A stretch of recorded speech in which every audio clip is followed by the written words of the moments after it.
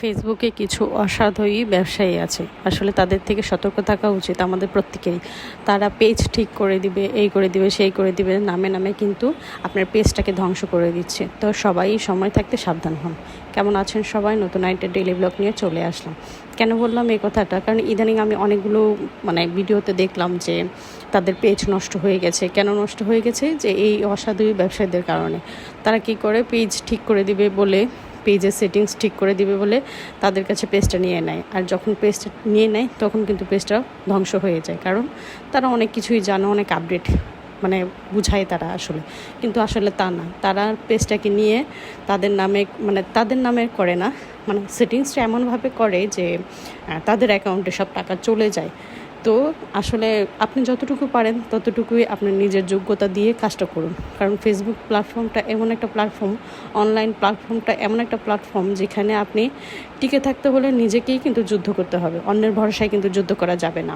তো একদম সত্যি কথা বলছি যে এরকম অনেকেই কিন্তু প্রতারিত হয়েছে। তো আপনারা যদি প্রতারিত না হতে চান তাহলে কিন্তু নিজেরাই আসলে সতর্ক হয়ে যান।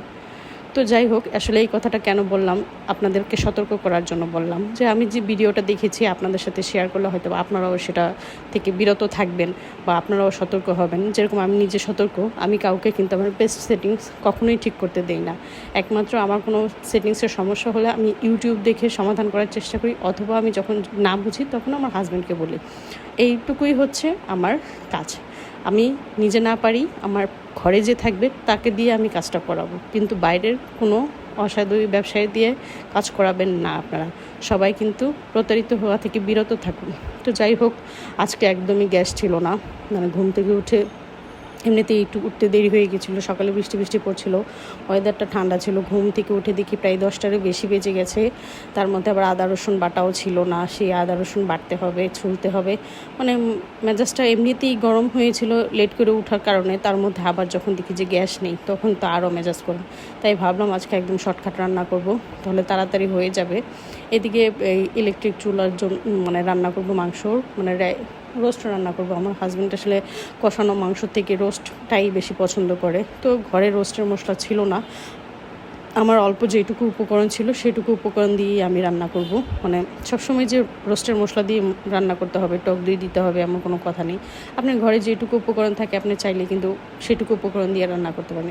এটা হচ্ছে টমেটো আর বাদাম পেস্ট, আমি এটাকেও পেস্ট করে নিয়েছি আর কি। সস ছিল না, ঘরে আসলে এক জায়গা থেকে আরেক জায়গায় আসার পরে অনেক কিছুই থাকে না বাজারে। তো যাই হোক, এদিকে ইলেকট্রিক চুলায় আমি রোস্টের প্রস্তুতি নিয়েছিলাম, আর রাইস কুকারে ভাত বসিয়ে দিয়েছি। শর্টকাট রান্নাবান্না, আজকে পুরো রান্নাই হবে ইলেকট্রিকে। তো ইলেকট্রিকের রান্নাবান্না খাওয়া আসলে ভালো লাগে না। তো একদিকে এদিকে গ্রামে থাকলে অনেক সুবিধা আছে যে গ্রামে গ্যাস নিয়ে কোনো চিন্তা করতে হয় না। গ্যাস না থাকলে আপনি অপরচুনিটি আরেকটা আপনার ফিডব্যাক না, আসলে আপনার অন্য একটা উপায় থেকেই যায়। সেখানে ওটা হচ্ছে মাটির চুলা, লাকড়ি, আপনি লাকড়ি দিয়ে মাটির চুলায় রান্না করতে পারবেন।